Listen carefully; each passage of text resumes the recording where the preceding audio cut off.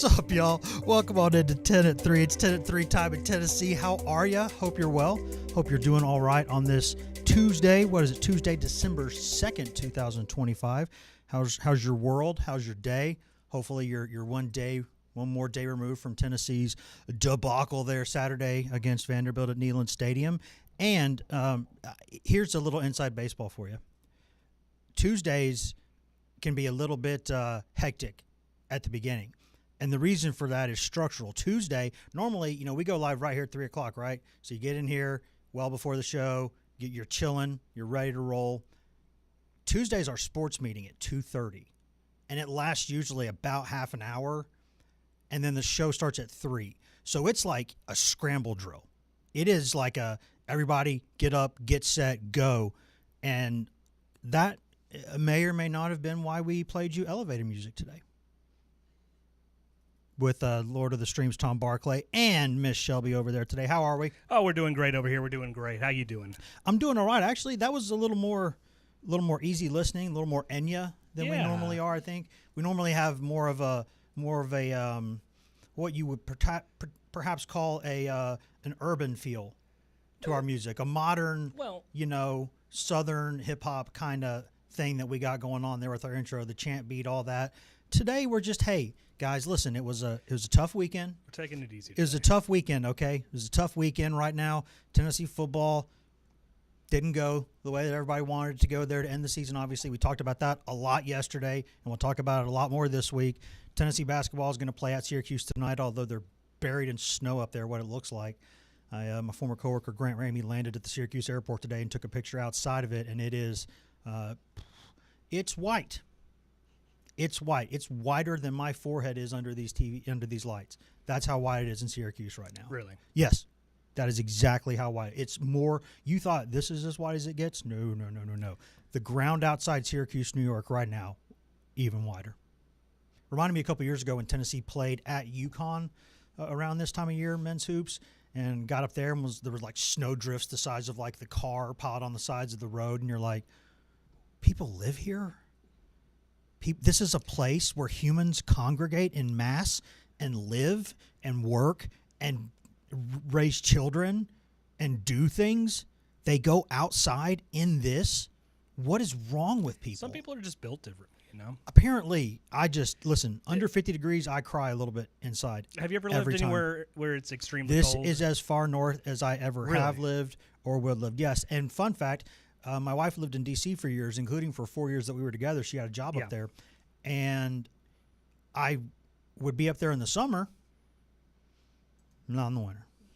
A couple times in the winter, I was like, no. Had family that used to live in Potsdam, New York, way upstate there. Yeah. You could throw a rock and hit Canada if you have a strong enough arm. Well, speaking of Canada, I've been to Toronto. I know what lake effect snow feels like. It is not fun during the winter. Covered the NCAA tournament in Chicago, and listen, Cubs fan for life, my whole family, everybody, but it's in the winter, it's miserable. Every coffee should be an Irish coffee. It needs to go outside and tolerate that. It is that wind coming in through the buildings. The worst. The worst was working outside on a flight line in the middle of Rapid City, South Dakota. That would do it. In the midst of winter. That would do it. The snow drift. It's just wind and snow. That's all it is. It also wide open space for wind. It's terrible.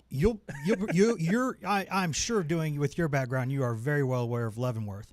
Not because you have a criminal background, but you have a military background. So I used to drive by there quite a few times on my way back and forth between South Dakota and Missouri. And a couple of my cousins have been stationed there, not for crimes they've committed, but for their military service. They've been there. Salute to the service there. No dishonorable discharges in our crew. Thank you. Just want to verify that. They're like, what were they doing in Leavenworth? Working, not court-ordered working. They were working. They were not incarcerated. But they live there. And in the winter, the calls that I would get from them, and these are like grizzled military dudes, and just wanting to cry. I don't want to go outside. If you're not used to it, and I know there's a lot of folks in the military from the southeast in particular, and it'll change your perspective on what cold is for sure. It is miserable. It is I just can't. Sometimes. Anything less than 50 degrees, can't do it. driving through Kansas down I-70 on a winter day, trying to get to Colorado while it's snowing. It just whites everything out. It's terrible. Yeah, it's in the second reference, and this will transition us to Tennessee sports, actually, believe it or not. We will get there. We'll get there. Because I just mentioned my former coworker, Grant Ramey. He's still one of my favorite people in the world and in our business especially. And he and I were coworkers for years, and we went to cover the Tennessee at Kansas basketball game. And when we get there, he did not tell me beforehand that he rented, this is like January in Kansas, a Wrangler. And then not known for their insulation. And put no. Then he put the top down because he knows how much I hate the cold. He put the top down and basically hid some of the components that you need to tie it back up. Yeah. And was like, bundle up, bud. Here we go down the highway. So we're going from Kansas City to Lawrence at night, January in Kansas, top down on a Wrangler. Not what I would call fun. What would you call fun? Weather-wise, anything above 60 is good. I can't be too hot. Like famous last words, but I'm a former baseball player. People say you can put on enough clothes. I say you can drink enough water. I'd rather be cold than hot, to be honest with you. I can't. And I fight this with my wife all the time because she loves sweater season, and I just hate it. I wake up in the morning it's like a combination of angry and sad. Like every morning I wake up and I'm like, even though I'm inside this central heat and air, I know that just outside these walls of this house built in 1890 by General Custer is frigid weather. And it just gets in the bones. It makes me upset. It gets dark too early. At least if there's snow on the ground, that's nice to look at. And I like the way winter smells.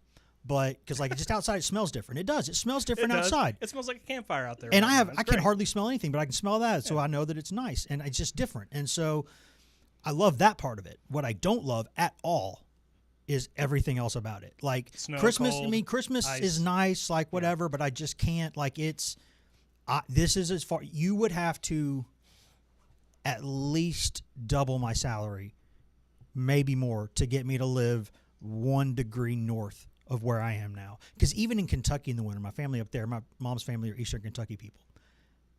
It's a tundra. It's miserable. And then Ohio, oh God, no. It's just gray and cold, and it sucks for like 4 or 5 months. It just does. It sucks. You don't want to go outside. You don't want to, and then you're like, and especially if you're in a city, you're walking around and it's cold outside, right? So you got to bundle up and wear a jacket. But you're walking, so you start to get a little bit of a sweat. Then you walk up to wherever you're going, a bar or a church, probably more of a bar in my case, and you got to go inside and you got to go hang up a coat. Because inside it's like 1,000 degrees and you're sweating, but you're cold. And why? Shelly, What is the take point? on this? Did we not in this country? I do believe we fought many wars in order to live free, happy lives, and we thank everyone who helped us do that. Thank you. But I don't think that the reward for that should be walking around cold and sweating at the same time. I just don't believe it. I don't believe in it. So I don't like it. No one here's a cold person then, for the most part. No, I can't. Like it's under. Doesn't love the snow. At least in the snow, it's there. You like that first It's snow, pretty to if look it's a at. pretty But snow, it's you don't like, like it if no, it I don't like to go. messes with the roads. I like the summer. I like to work in my yard. I grow lots of, like, everyone who really knows me knows that I grow all kinds of, like 20 kinds of roses in the yard, all kinds of trees, and tomatoes, peppers, all the berries, everything. Like I like to grow stuff, and all legal, and nice disclaimer. All legal. And you can't, in the winter I got to take all my stuff inside in the greenhouses, and I just don't like it. Point being, I like covering basketball more than I like covering football, but I am a baseball guy, and early season baseball, like college baseball starting in February, it's like, what is this? But I like, the warmer the better is what I'm saying. The warmer the better. And I know you think this is a, I'm not a small guy, 6'1", covered in a beard, haven't seen my face and I think I've seen my actual face once in about 25 years, and that was for charity. My wife's never seen it. We've known each other for like 12, 13 years. So you would think like this guy can do cold, right? Grew up in and around a farm, big guy with a beard. No, I cannot. I cry in cold weather. I can't do it. I don't like it. I cry inside, sometimes outside. That is what it is. We got a lot to discuss, though, about, remember I was bringing it back. I was segueing with talk about driving with Grant Ramey in a top-down, I think Mike Wilson was with us too, in a top-down Jeep Wrangler covering Tennessee basketball. Yeah. And Tennessee basketball is something we're going to discuss after we get a little bit more football discussion out of the way. By the way, Josh Heupel says he's not going to Penn State. That happened it happened just after we got off the air yesterday. Yeah. It's probably good to squelch those rumors almost immediately if they start making their rounds and you have no intention of doing so, right? Yeah, but I don't like that it comes out like 5 minutes or so after we're done. It had been circulating for at least a couple of days, right? No, yeah, but I didn't like that it was that it came out the report that he wasn't going to do it. Yeah. I mean, and hats off to On Three's Chris Lowe. The guy's been, I mean, he's one of the best in the business, worked at ESPN for years before that's a Tennessean. Mm-hmm. And I joke with him all the time that I began my career getting my tail kicked by him, and 25 years later, here I am getting my tail kicked by him. So it's like he's like it's like Wile E. Coyote with the Road Runner. Basically, he's just one of the best in the business and one of the best people too. But he got it first, I believe, yesterday, and the rest of us then confirmed it that he got from Heupel that Heupel said, "I'm not interested in going to Penn State. I'm not a candidate for that job." His direct quote is, "I wouldn't not want low expectations. That's part of why I'm here. We'll win big here." That was his quote. So the good news is that relays, first off, I think that Tennessee, unless something crazy happens, is not getting into the coaching market in a year where I think it's a really bad year to do that. Like Kentucky going into it like yesterday, whew, good luck with that. Good luck with that. And even, Penn State tried to get ahead of the curve, got that vacancy months ago. And who's Penn State's coach right now? You ever heard of him? You haven't, because he doesn't exist. No one. That's his name, no one. They're still looking. And there's words that they're talking to, Kalani Sitake over there at BYU, and that would be a great hire, I think, if they could do that. Be outside of the box and a very good hire. One of the guys who I think could be worth the wait. But, I mean, right now, Auburn, which in many ways is, if it's run well, right there, it's a peer institution for Tennessee athletically, more or less, right? Like Tennessee likes to think of itself as it's a little bit better than that, but you're not apples and oranges, right? Auburn and Tennessee are both they're around the same level, and they hired the coach at USF, right? That's what they were able to go get. Florida, which would make anyone's list of the best 5 or 10 jobs in this country for football, got the head coach at Tulane. That's what, and they might win. I'm not saying you can't. Hey,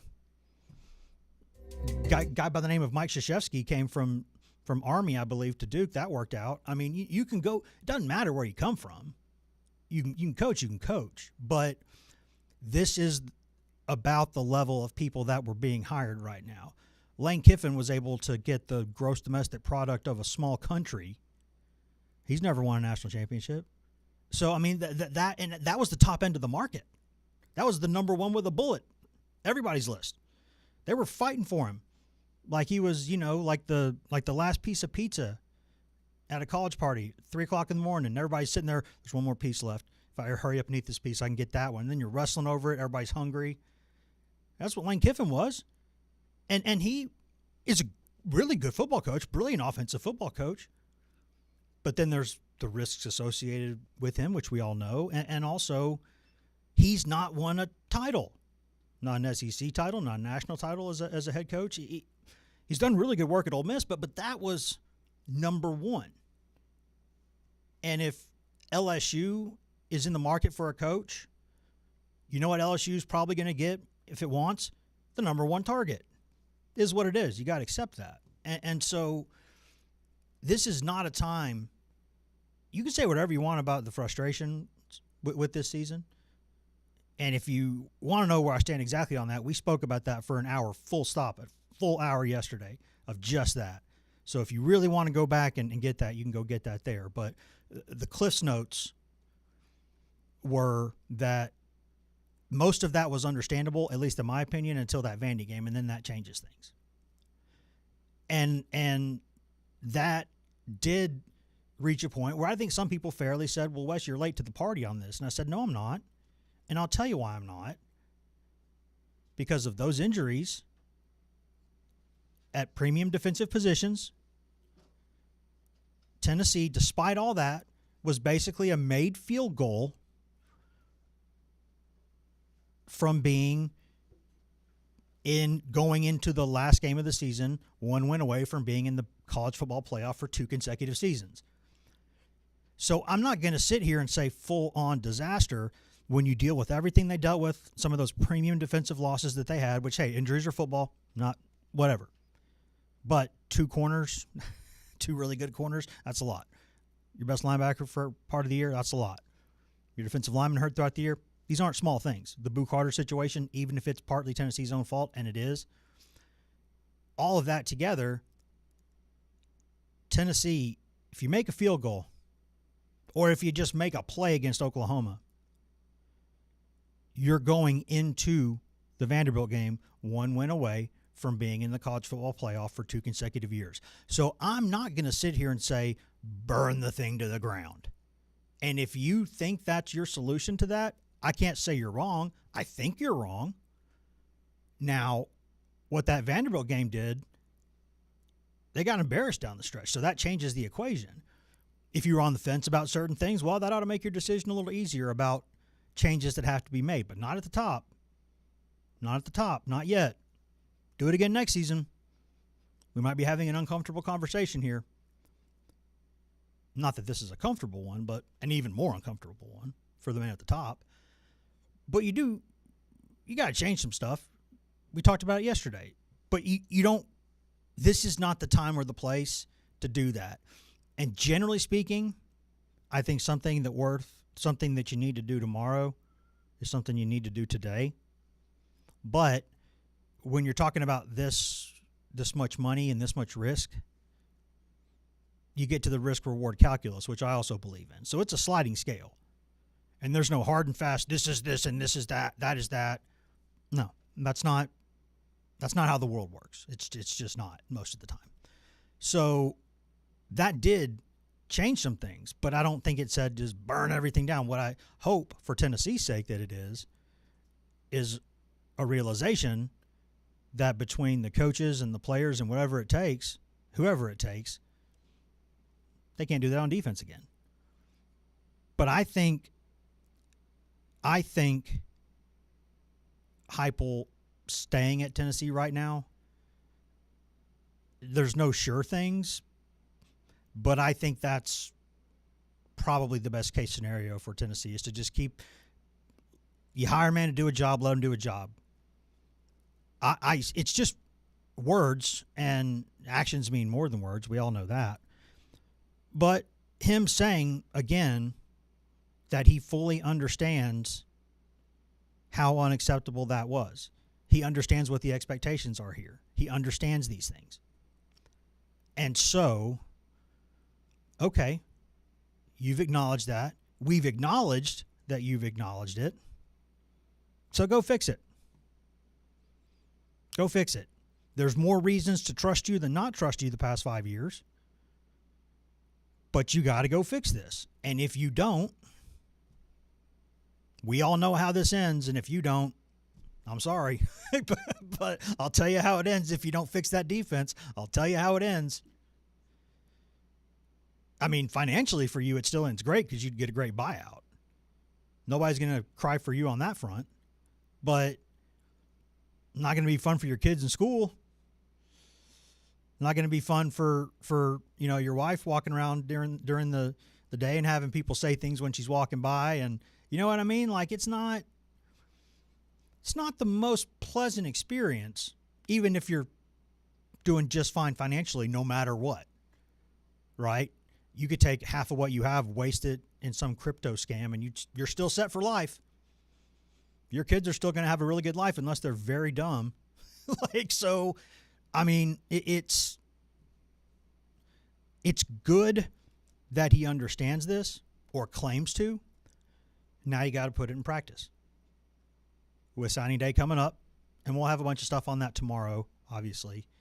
Tennessee, again, right there around top 10 class, but signing classes, those rankings matter, but not as much as they used to, because now you've got the mass exodus of players and the mass introduction of players every year from the portal. So it's people are sitting there. You can say, well, look at all these classes that you've stacked, and that used to be what it was, right? Go stack top 10 classes with some top 5s in there. And then you might not win a natty, but you can compete for one. You're right there in the mix. Look, you're stacking all this talent. That's not everything anymore. Like it's still a part of it, but it's hard to develop guys because this is a win now thing. And if you don't play people, they're going to leave. Most of the time, at least, they're going to leave. So you have to it's hard to get as many guys where it's like, you know what? I'm going to redshirt you for a couple of years, redshirt for you for a year, play a little bit as a redshirt freshman. By that third year, this is a good-looking football player. You can still do that sometimes if the player and his family have the right character for it. But a lot of times now, it's, I want to play. And if I'm not going to play, you're going to pay me more than this to sit, or I'll go somewhere else because somebody else somewhere is just as desperate as they are here, and they're going to want to upgrade. They feel like Tennessee might be wanting to upgrade from a player, but that player would be an upgrade for somebody else who's pretty good because of the system or the desperation or what their roster situation is like.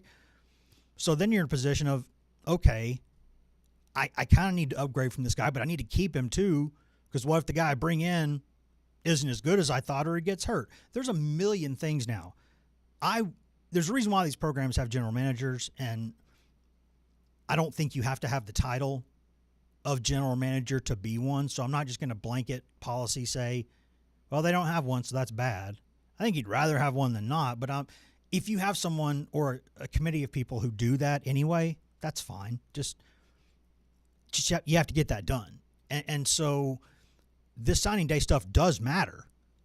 It matters, but it's not what it was. It's a part of the equation now. It's a smaller part of the book. So now you got to manage all this while at the same time figuring out what you want to do with your staff. While figuring out, I mean, it's insane. The calendar now, it's nuts. It's nuts. And it's the same for everybody, but doesn't mean it's like, okay. It makes things riskier. And Josh Heupel went into this season with a tremendous amount of goodwill. And this year, it's smaller. It's smaller than it was a few months ago. That's the way goodwill works. It's not infinite. Mark Stoops is the best coach probably in the history of Kentucky football. And he had a lot of goodwill. It bought him 4 years of crap before they said, that's it. Sorry, no mas. We don't want to pay all this money to get rid of you, but we will. We have to. Look at what happened with Louisville. Look at that embarrassment. Look at the way the end of that season went. Hey, this is enough. So you have goodwill, and he still has some goodwill, but it's smaller than it was, and he's got to go get this right. But I think him staying, I think that's a good thing, because Penn State could have been in a situation, and still could. You never know.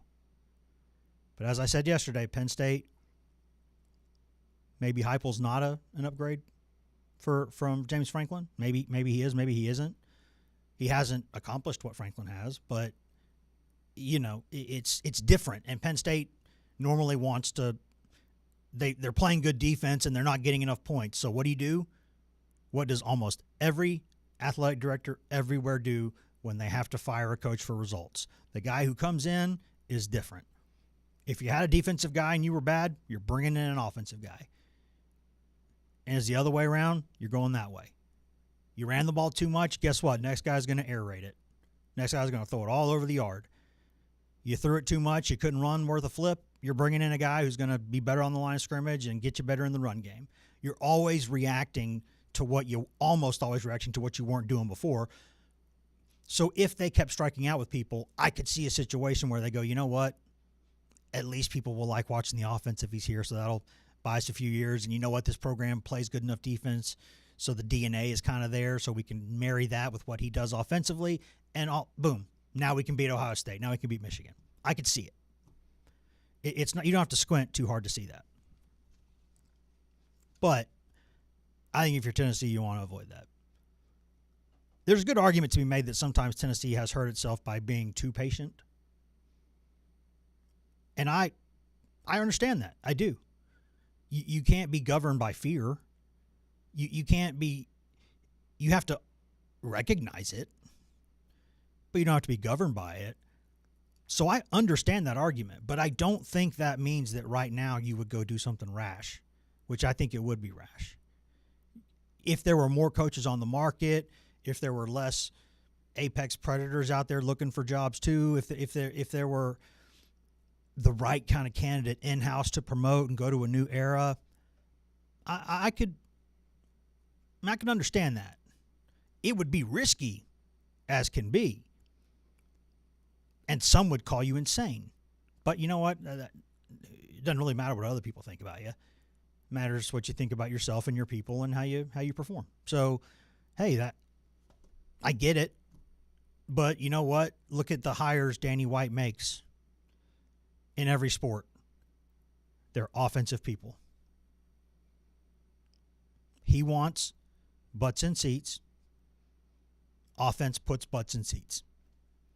He wants, like, whenever Tennessee moves on from Rick Barnes or he retires and all that, I don't know if you're going to get like a Kim Caldwell-style coach for the men's basketball team, but it's going to be a high-octane, fast-paced offense. I guarantee you, because that's who he hires. He does it in football everywhere he's been. What did he do in baseball just now? Hired one of the best offensive coaches in college baseball. Retained him from the staff because he's one of the best hitting coaches in America. Puts runs on the board. This is what he likes. So if they went and made a hire right now, it would be somebody else whose tenure would be probably settled by how well they built a staff and a group of players defensively. Because they would probably be a coach with an offensive background. So the question would then be, will they trust people enough or will they make good enough hires defensively, get out of the way, let that group do what it does? And then that's what Tennessee would be doing. It would be hiring an offensive-minded coach who what he's doing and his success depends in many ways on how well he can put a staff together and players together defensively. Because no matter who's Tennessee's head coach, or no matter who's Tennessee's assistants are, Heupel's there, it's Heupel's offense. So the success depends on defense and special teams and how well he can recruit staff and players there. That's what I would say there. Speaking of Tennessee basketball, we do need to get to it. We're going to now. Tennessee's got another big game tonight.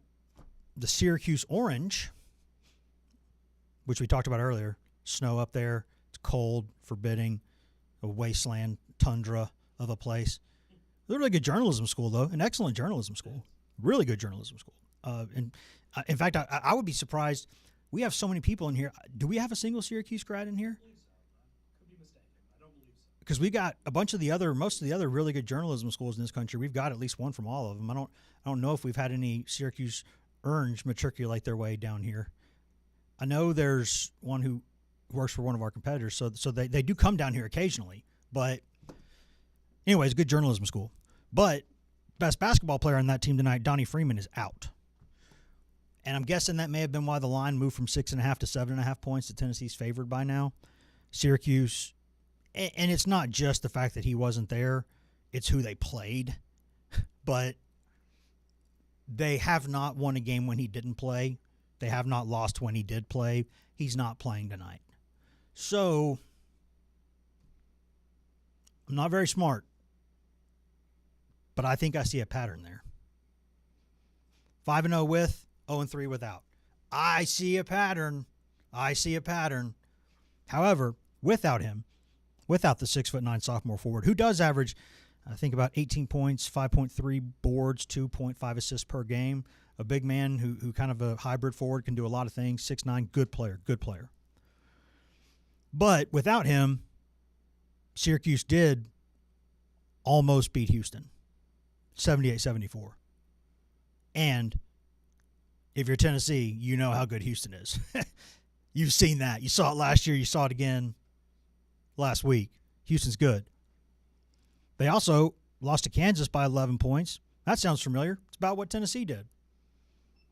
Tennessee shouldn't have lost to Kansas, but it did. And then the third game in 3 days without Freeman was bad. They got run out of the building by Iowa State. But that was their third game in 3 days, and they're without their best player. So eventually the dam bursts. That's how it goes. But this team is at home. It's always the Carrier Dome to me. I don't even know what they call it now. Out of respect, I should, but it's the Carrier Dome to me. It just is. And it's not one of those deals where, like, people say, well, why do you call it Food City Center? Well, because I cover Tennessee, and I'm not afraid of the phone calls I get if I call it Thompson Bowling Arena, but it's just a headache I don't want to deal with. I can write Food City Center, and it's Thompson Bowling Arena. That's what the building is. You know, that's what it is, but if I say Syracuse is still the Carrier Dome, I don't care what you call it, or if I say the O'Connell Center down in Gainesville is still the O-Dome to me, not the Exec Tech Arena at the O'Connell Center at the whatever 100 names it is. Even if those people do call or email, they'll do it for a day or two. That's it. And then I don't have to see them for a while. So I don't really care. When I call Thompson Bowling Arena, when I call it by its proper old name, which is still part of the name, by the way, and I'm not going to put the two names together. Not doing that. Not hyphenating that. I'm not doing it. Not a single time. Which gets me off on a slightly different. When people start hyphenating their names, I have a concern. While if somebody wants to be called whatever they want to be called, I will call them by their name. I will call them by their official name or their nickname or whatever it is they want to be called. I don't care. It's no skin off my back. The problem is, what if we keep hyphenating names? Where does it end? That's my concern. It's practical because we work in words that we have to write and say. And while now we can stream for as long as we want, we have an internet we can write as long as we want, that's still effort. And if we keep hyphenating things, eventually everyone's going to have 100 names. Do we want to live like that? No, I don't. So again, if you promise me it stops at 2, cool. But then what do you do? Hyphenate 3 names, 4 names? Where does it end? Where does it end? Think of the fingers. Think of the lungs. Nothing is more precious than our time and our attention and our health. Those are 3 things that we can't get back, basically. So, yeah, I'm just saying, that's my PSA. But basically the reason why I'll call it that is they'll complain about it a lot, and I have to work with or around them on a daily basis. And if you can't take criticism or can't take people complaining or can't take people arguing with you, then you need to find another line of work. But it's just pick battles. I'm not picking that. I'll call it Food City Center. That's fine. I don't want to deal with it. But Carrier Dome, that's still a Carrier Dome. You can take that, Syracuse. And if you want to email me or call me every day, I'll just block you. I don't have to deal with you very often. Whatever. But that's where Tennessee's playing tonight. And without Freeman, that line has moved a little bit, and it should. But, fair warning, about one thing that makes me feel really good about this Tennessee matchup is also something that you can't always rely on, which sounds, let's call that what it is. It's talking out of both sides of your mouth. But Tennessee fouls a lot. It fouls too much for Rick Barnes' liking. The way that he wants to coach defense is very physical, and you have to do it a certain way to not get called for fouls. And that's why people for years in football complained about how much holding Alabama and Georgia get away with in the secondary. And I've always said you're looking into that the wrong way, I think. It's not officials protecting brands or officials protecting teams or schools or playoff chances. It's the fact that Nick Saban is the best defensive backs coach who has ever lived in terms of knowing what you can get away with and what you can't. And he taught that to Kirby Smart. They know where officials are looking. They know what officials typically let you do and don't let you do, and they play the percentages. It's well coached. Now, it's still something officials probably should see, but they know what officials really don't want to call. It's like on a Hail Mary play. I don't think I've ever seen a defensive pass interference call on a Hail Mary where if you go back, go watch every Hail Mary you have ever seen in your life, there's at least 2, if not more, people committing flagrant defensive pass interference, but it's not called there. That's one that kind of everybody knows, right? Because officials just don't want to make that call. It's a low percentage play. Do we really want, especially in the NFL, when the ball goes to the 1 yard line, do you really want to do that? No, they don't. They don't. And there's other ways where you can hold and where you can't. And they just know what they're. So Rick Barnes with his defense, it's the same thing. Tennessee plays so physically, but usually right to the letter of the law. The rules of verticality, the rules of when you can and can't have 2 hands on somebody, the places on the court where you can and can't do that, where you can historically get away with a little jersey pulling or a little shove in the back if you do it a certain way and not a different way. They know how to coach that. But you have to go, if you stray from that a little bit, you will get called for a million fouls.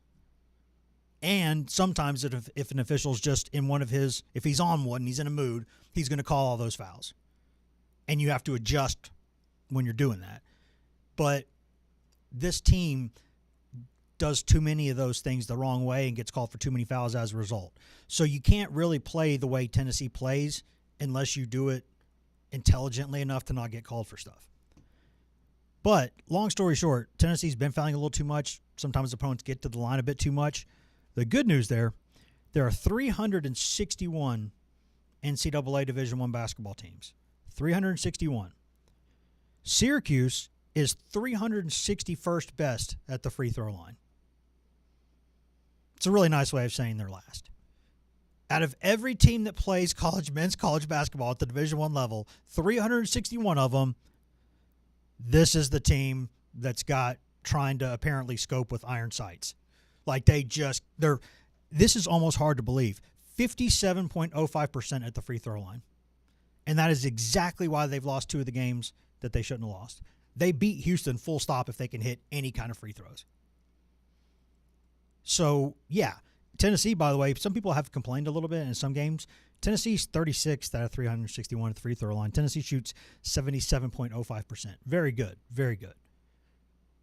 So you're talking about a 20% difference there in free throw shooting. So if Tennessee's deep bench starts to foul a lot tonight, the good news is, historically speaking, not the biggest sample size, but Syracuse can't shoot free throws at all. 57.05%? Dude, give me all of that. I'll put my walk-ons out there and have them slap you. Go to the line. Just go. Every time. How many walk-ons do I have? How many freshmen do I have that don't play much? I'll trip you. I'll pull your jersey. I'm not going to gouge your eyeballs or anything, but I'll give you a push. Go to the line. Go shoot 2 free throws. You're only going to make 1 of 2 of them most of the time. I'll take that. 1 point per possession? Dude, you'll win every game basically if you give up that. That's fine. You want to be around 1-1, 1-2. So, yeah, just playing the math there. Now, what's weird about that, though, is that there are some times where stats will lie, or the sample size is too small, or a team that normally can't shoot makes everything it shoots. And that is what, for me, would be the most frustrating thing about being a basketball coach. Basketball, and other sports can be like this, but basketball to me seems like the most extreme example of it, where you can completely outplay a team and lose. You can completely outplay a team and lose. You can match your scouting report to a T. You can make them take tough shots they almost don't make. And some nights, they're just all going in. And that's why the NCAA basketball tournament to me has always been, like, I don't give Rick Barnes a pass historically for his postseason stuff. Like, he should have been to more than one Final Four, period. But there is such randomness to that tournament, and there's such randomness in this sport. To have it come down to a single elimination deal with 64, 68 teams, and it can just come down to luck, not actually which team is better, oh, that would drive me nuts. That would drive me crazy, because there's injuries and things in other sports. Football, sometimes you get away with stuff. Baseball, too. I mean, sometimes you just – a guy who hits 100 hits 2 home runs in a game against you, and you're like, what? He never does this. That happens. But in basketball, it just feels like that happens more. And you can also be the best shooting team in the country, and you can't make anything. Despite great shooters taking open shots, they always make. And that randomness is why people have to be careful during basketball season, even more so than other sports, to not freak out over a game. Like, don't freak out over that Kansas game. Don't freak out over it. That was a good week for Tennessee last week. Not a great week, because a great week you go unbeaten and you beat Kansas because you're better than Kansas, especially without his best player. But the win against Houston meant more than the loss against Kansas, because the win against Houston, you didn't shoot well and you beat one of the best teams in the country.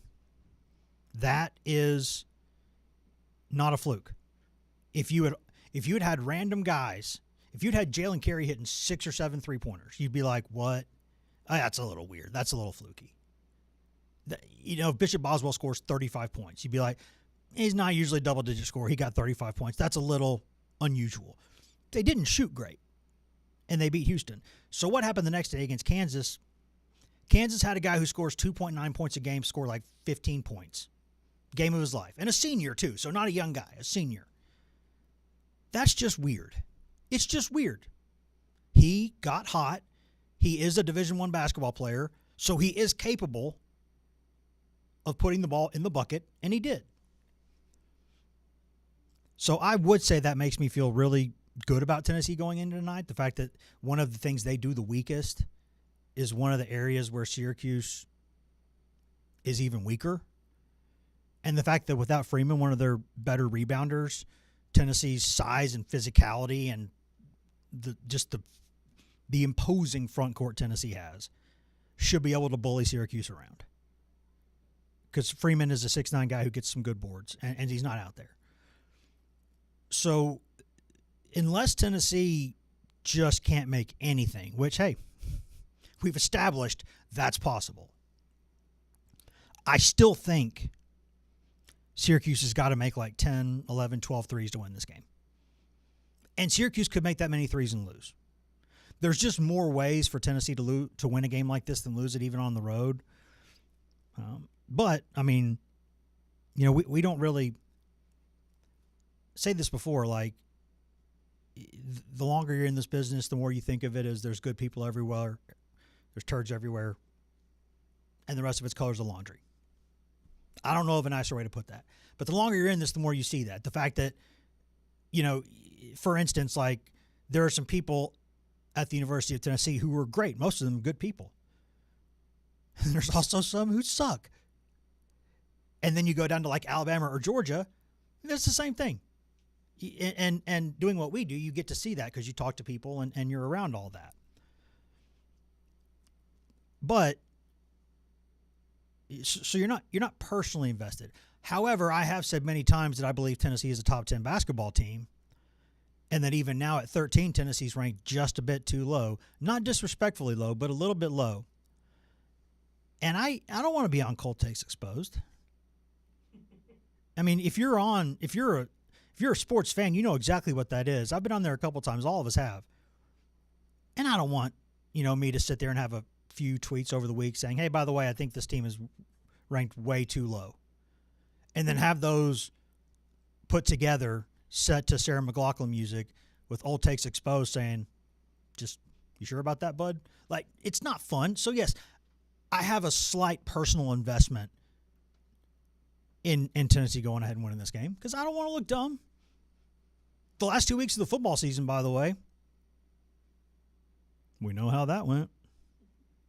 Guess who was 0 for 2 in picking those games? I said this would be an 8-4 team or a 9-3 team, and it was. But the way that it got there, so comical in terms of some of the ones that I got wrong each way. So I got the big picture right. Just the specifics, have been pretty good over the years. Very, very rarely in a football season for Tennessee have I gone into it saying it's going to be this, and it's like way wrong. There have been a couple times, maybe one of those Hendon Hooker years where they were a lot better than I thought they would be. And then there were like the 05 Vols. But I don't count that really because we were all wrong. Literally everybody in Knoxville, everybody outside of Knoxville, the people who live on Mars.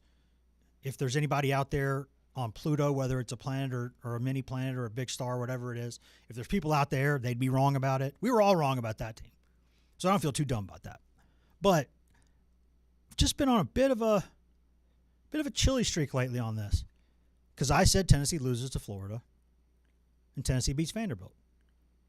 I think we had an entire episode where I just said that.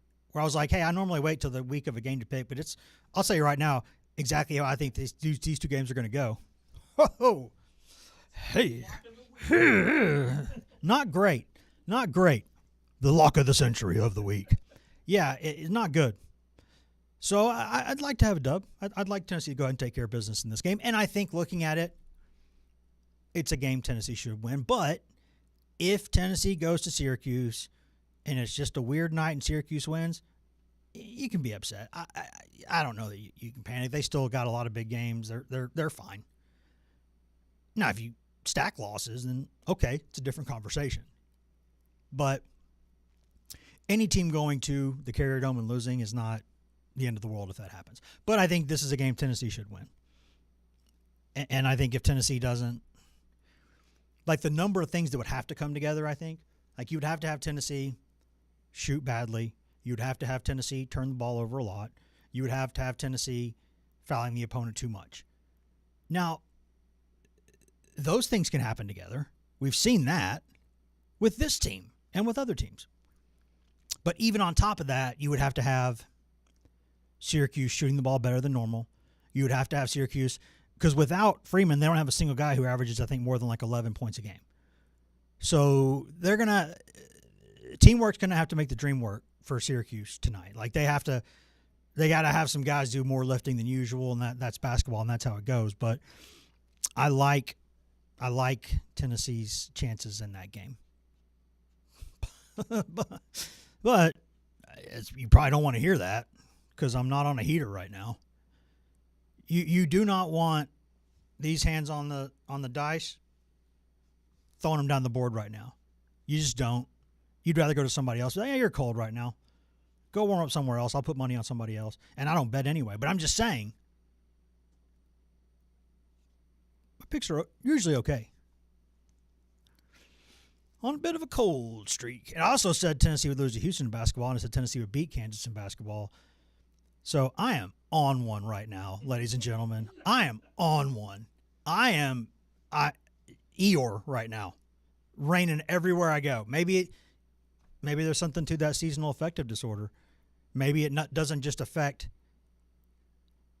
your mood. Maybe it affects your intelligence. Maybe it just makes you kind of dumb. I mean, I can't think of, let's see, what did I get right? The first game, Tennessee played in Houston, nailed that one. But Rutgers is bad. So that was a layup. Rutgers lost 2 of those first-round draft picks from last season's team. They're not very good right now. bunch of them want their coach gone. That was a layup. That was walking around in. That was uncontested to the rack. A few weeks back, you successfully called a New Mexico State game. That's true. Boy, I said Tennessee would pound. I said Tennessee would pound those Aggies of New Mexico State. I said they're going to give the Aggies a what for. They're going to give them a what for. They're gonna. I'll tell you what. They're going to handle those rascals. Got that one right. But so it's just funny because in the notes today, because I actually did some notes again today. Look at that. Look at that. Look at how organized we are over here. I did not put spend final 7 minutes reminding everyone how dumb you are. That wasn't on the rundown. There's a couple things that we're not going to get to today because that's where the conversation went. But I think, honestly, I mean, Syracuse, the most recent game it played, it lost by 29 points to Iowa State. But that was the final game they had in that tournament. They'd lost 2 close games to 2 good teams in 2 days, and they didn't have it. I get that. But you would think the way that, for instance, Boswell ended that tournament for Tennessee, he would want to play better than that, and he can, and he needs to, and he should. Or the way that Gillespie, ended that tournament too. Gillespie had a couple of shots that normally he makes. Maybe he's a little tired. 3rd game, 3 days. Houston's a dogfight. I get it. That happens. And I think Boswell, that intentional foul he had it didn't need to be called, but he also didn't need to do what he did. So there were some things in that game that I think, Estrella's still working his way back from injury. I can see why a couple of those things went the way they did, but that's also the most recent performance they had. And we'll end on this because Rick Barnes made what I think is a really, really good point. And yes, it also serves for him right now as a practical quote because it can motivate his team. So it's practical for him to say this, even if it's not true. I do, however, think that it might be true. And he said that after that game against Kansas, he told his team, great quote, he said, I don't know if this team last season could have beaten Houston, but I know this team last season would have beaten Kansas. He said, I don't know if last year's team was good enough to beat Houston because of that matchup. Tough matchup is what it is. I don't know.